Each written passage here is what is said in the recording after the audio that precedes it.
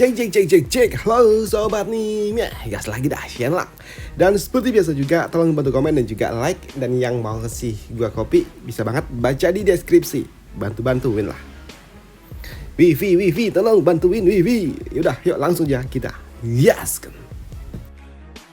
Review sedikit dari part sebelumnya. Saat ini Shenlang dapat mendapatkan sebuah kunjungan, yaitu Nona Xiu. Di mana Nona Xiu dia datang melaporkan kepada Shenlang kalau dia akan segera pergi menuju kota Nuichao sesuai dengan perintah dari Shenlang. Tapi di sini Nona Xiu dia juga sempat menawarkan diri apakah Shenlang ingin menanamkan benihnya kepada dirinya. Dan untuk Shenlang tanpa pikir panjang dia langsung ngangkang gak tuh, yang membuat Nona Xiu dia pun kesal dan langsung mencubit biji milik Shenlang. Dan setelahnya Nona Xiu dia pun pergi. Sedangkan di sisi lainnya saat ini di rumah Pak Tua Zhang Choi dia juga ternyata memiliki rencana yang kurang lebih sama dengan Shenlang. Dan dia juga berpikir untuk dapat menggunakan bekerja sama dengan para bandit dan juga bajak laut. Karena dia juga tahu Patria keluarga Jin dan juga Shenlang sungguh sangat tangguh hingga membuat dirinya kini mengutus putrinya untuk segera pergi menuju kota Nuichao, kota yang sama yang dituju oleh Nona Xiu. Dan kan di sisi lainnya saat ini ternyata Nona Xiu Qiao saat ini dia di dalam perjalanan menuju kota Nuichao. Dan di dalam perjalanan ini dia pun mendapatkan sebuah kabar dan juga informasi yang diberikan oleh orang-orang yang ada di sekitaran dirinya. Kalau ternyata kota Nuichao itu adalah kota yang dikuasai oleh para bajak laut. Selain itu juga di kota itu terdapat seorang putri yang merupakan putri dari seorang raja bajak laut yaitu Nona Qiao. Dan dia adalah seorang bajak laut wanita yang sangat-sangat gila dan juga edan. Dan tentunya juga sangat kuat. Dan dia adalah orang yang sangat mengerikan, bahkan tidak bisa ditaklukkan oleh bapaknya sendiri. Dan ini adalah sesuatu yang benar-benar sangat mengerikan. Bahkan ketika ada orang yang berani menantang dirinya, mereka semua berakhir dengan tidak baik. Dan hal itu membuat Nona Xiu ketika dia mendengar kalau ternyata targetnya adalah sosok wanita yang sangat kuat dan juga mengerikan, justru malah membuatnya pun tersenyum karena semakin sulit lawannya semakin menarik bagi dirinya. Dan tak lama setelahnya kini mereka pun tiba di kota Nuichao, kota yang terlihat cukup indah. Dan kan di sisi lainnya di rumah dari Pak Tua Zhang Choi saat ini Zhang Chu dia nggak menyangka kalau ternyata dia mendapatkan tugas untuk menaklukkan seorang wanita. Dan itu membuatnya pun dia pun bingung harus bagaimana karena dia selalu aja menaklukkan banyak pria. Tapi untuk menaklukkan seorang wanita tentunya ini ya belum pernah dia lakukan lah, ujar dari Zhang Chu. Namun di sini Zhang Choi dapat mengatakan dan juga meminta kepada putrinya untuk menaklukkan Yao Qiu, bukan seperti menaklukkan seperti seorang pasangan, tapi lebih menaklukkan menjadi seorang kaki tangan dari putri raja bajak laut, ujar dari Zhang Choi, yang membuat kini Nona Xiu dia akan bersaing dengan Nona Xiu untuk dapat menaklukkan putri raja bajak laut. Dan siapa yang akan menang? Nggak tahu. Kita lihat nanti. Sedangkan di sisi lain saat ini untuk Shenlang dia pun mendapatkan sebuah perawatan yang diberikan oleh Mulan. Dan di sini Mulan dia juga bertanya kepada Shenlang kenapa kok bisa cedera seperti ini. Dan untuk Shenlang dapat mengatakan kalau ini luka terjadi karena sebelumnya Nona Xiu dia datang dan mencoba untuk dapat menggoda diriku dan aku menolaknya hingga membuatnya pun memberikan sebuah hukuman kepada aku, ujar dari Shenlang. Dan apakah Mulan akan percaya? Tentunya enggak, karena sebelumnya Mulan dia juga mendengar apa yang diucapkan oleh Shenlang yang sebelumnya soal menanam benih hingga membuat Mulan alih-alih dia membantu Shenlang merawat, justru di sini Mulan dia menambah luka untuk Shenlang, lebih menghukum Shenlang daripada merawat Shenlang. Sedangkan di sisi lainnya saat ini Jin Hui dia pun membawa wanitanya menuju rumahnya. Dan tibanya di rumahnya ternyata rumah dari Jin Hui bersih. Bahkan saat ini dia merawat banyak kucing. Namun tak lama setelahnya kini datanglah adik dari Jin Hui yaitu si Jin, siapa namanya lupa gua. Pokoknya wanita inilah. Dan di sini Jin Hui dia pun meminta kepada adiknya untuk bersama dengan wanita ini untuk sebentar waktu sementara dia pergi untuk mengambil makanan, ujar dari Jin Hui. Dan ketika Jin Hui pergi dan kembali membawa makanan di sini, dia pun juga cukup terkejut kalau ternyata adiknya udah akrab aja sama wanita yang telah dia temukan beberapa waktu lalu. Waduh. Dan tak lama setelahnya kini Jin Hui dia pun pergi menemui Shenlang. Nah di sini Jin Hui dia pun melaporkan kalau saat ini Wang Lian udah meningsoy, yang membuat Shenlang udah meningsoy. Cepat juga pikir dari Shenlang. Namun di sini Jin Hui dia pun membawakan sebuah pecahan tembikar dan di situ Shenlang dia juga bingung. Buat apa ini? Apa ini? Nggak tahu. Shenlang nggak tahu benda apa ini, tapi ya sudahlah. Di sini Shenlang dia juga meminta kepada Jin Hui untuk memberikan pemakaman yang layak untuk Wang Lian.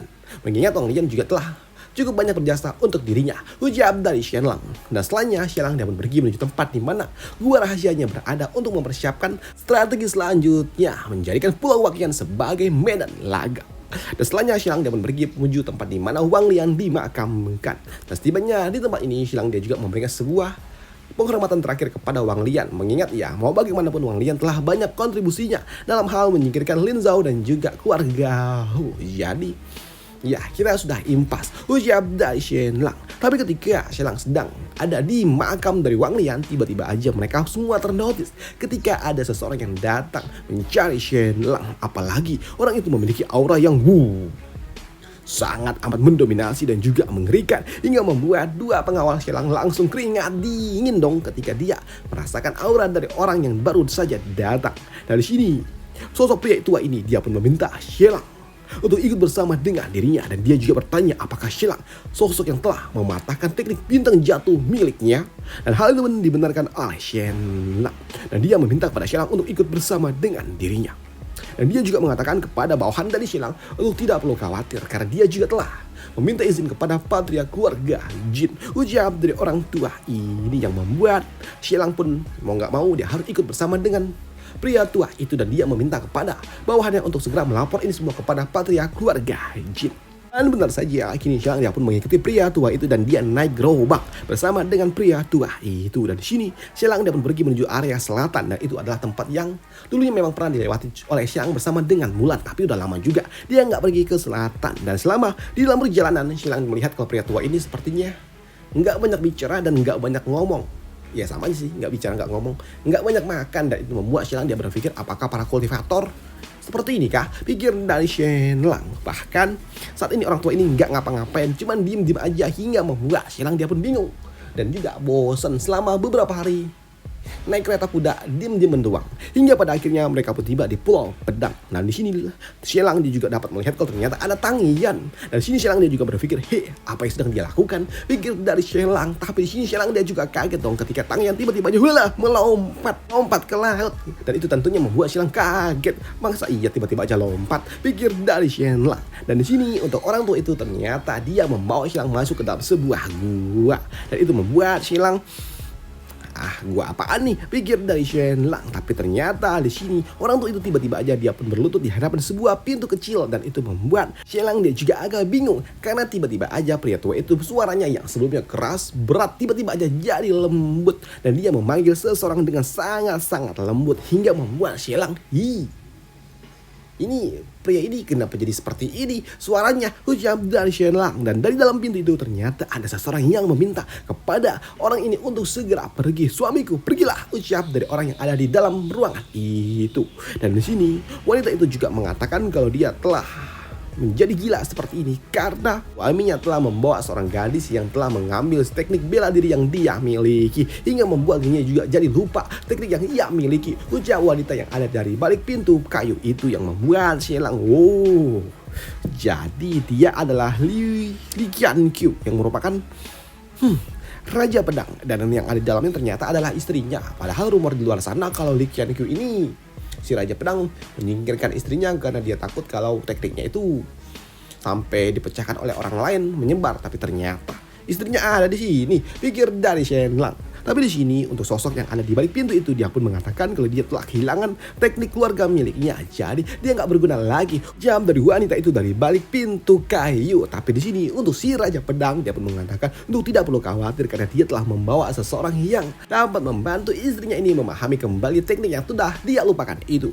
Ujar dari Raja Pedang yang membuat kini sosok wanita yang ada di balik pintu kayu itu dia memutuskan untuk keluar. Dan ternyata ketika dia keluar, penampilannya aneh seperti ini. Dan di sini Raja Pedang meminta kepada Shenlang untuk menyalinkan sebuah teknik pembatal ataupun teknik counter dari teknik bintang jatuh yang sebelumnya telah dipahami oleh Shenlang. Karena itu adalah sebelumnya adalah teknik yang dimiliki oleh istrinya.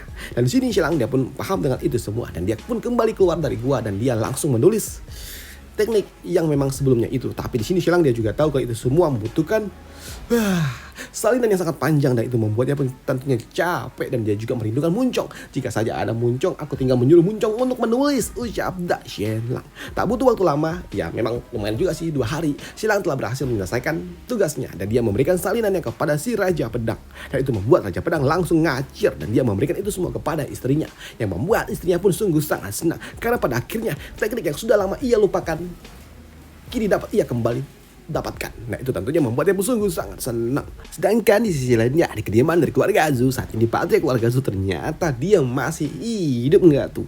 Tapi dia saat ini dia benar-benar kesal dan dia tahu kalau ini semua pasti ulah dari Shenlang. Nah itu membuat bocah ini, putranya dia pun meminta kepada bapaknya untuk melaporkan ini semua kepada gubernur. Dan itu semua pasti akan membuat gubernur menghukumi Shenlang. Tapi untuk orang tua ini dia juga tahu kalau ini semua adalah ulah dari Shenlang. Tapi mereka nggak punya bukti mengingat saat itu dalam kejadian itu Shenlang ada di acara perebutan Pulau Jinsan. Lantas bagaimana bisa Shenlang melakukannya? Pikir dari orang tua itu. Dan untuk orang tua ini dia pun tahu kalau Shenlang dia benar-benar keterlaluan karena sampai mendorongnya sampai sejauh ini. Dan itu membuat orang tua ini dia harus pergi menuju tempat yang disebut sebagai sekte Zid karena dia harus melenyapkan Shenlang, ucap dari orang tua ini. Dan untuk sekte Zid sendiri adalah sebuah organisasi yang paling tangguh, sebuah organisasi yang dikhususkan untuk dapat banyak orang. Jadi orang tua ini dia pun pergi menuju organisasi itu. Apalagi organisasi itu juga memiliki sebuah backingan yang cukup kuat dan dia adalah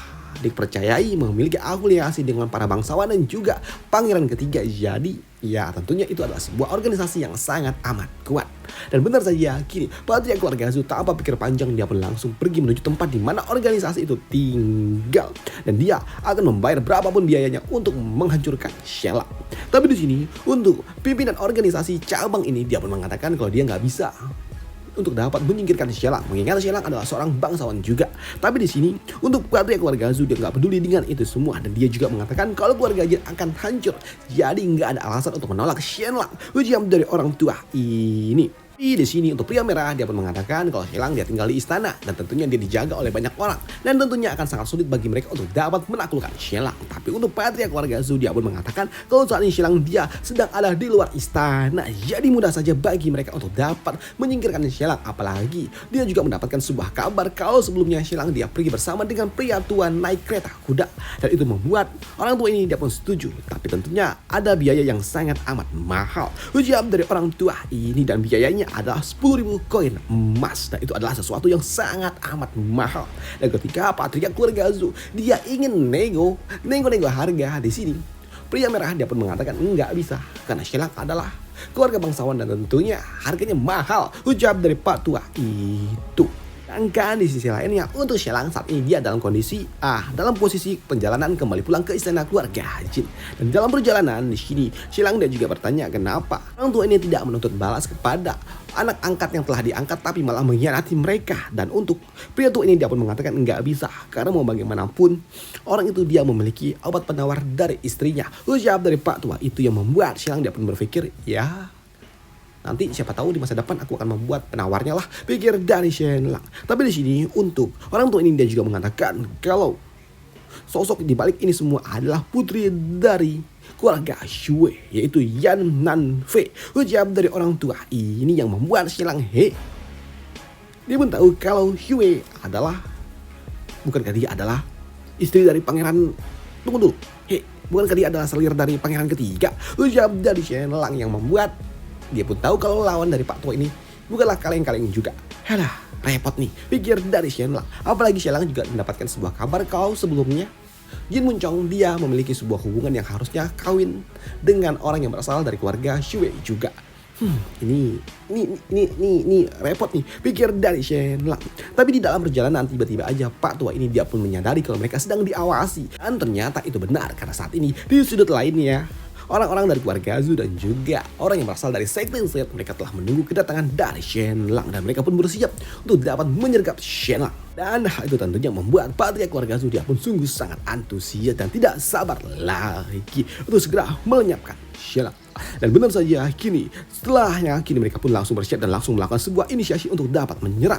Tapi ternyata di sini Patria keluarga Zhu dia nggak nunggu, dia ingin langsung maju juga karena dia ingin melihat Shelang dihancurkan di depan matanya sendiri.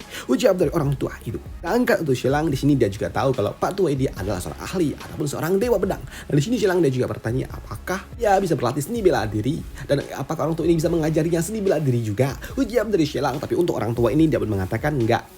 Sheila nggak bisa belajar seni bela diri karena Sheila terlalu lemah. Ucap dari orang tua itu yang membuat Sheila sakit hati. Waduh. Tapi di sini orang tua ini dia juga mengatakan kalau istri dari Sheila mungkin saja bisa karena dia memiliki kemampuan yang sangat luar biasa. Ucap dari Pak Tua itu. Walaupun ya memang nggak bisa sehebat dari temannya Sheila. Siapa namanya gue lupa. Dangsha. Ya seperti Dangsha. Atau sekarang sebutnya sebagai Dumi. Ya si Dumi lah. Dan itu membuat Shelang, kau kenal Dumi kah? Tanya dari Shelang. Ya tentu saja. Saya ucap dari Pak Tua itu. Dimana dia juga mengatakan kalau Dumi dia memiliki bakat yang sangat luar biasa. Dan Zong Chu dia mendatang sebelumnya memamerkan Dumi kepada diriku. Ucap dari orang tua itu yang membuat Shelang lah elah. Ternyata Grandmaster Zong dia pun datang untuk memamerkan si Dumi. Haduh. Oke lah. Ucap dari Shelang. Tapi di sini dia juga bertanya siapa sih yang paling jago dalam hal seni bela diri dan juga bakat. Apakah Tang Yan yang merupakan murid Pak Tua ini juga jago dalam hal bakat?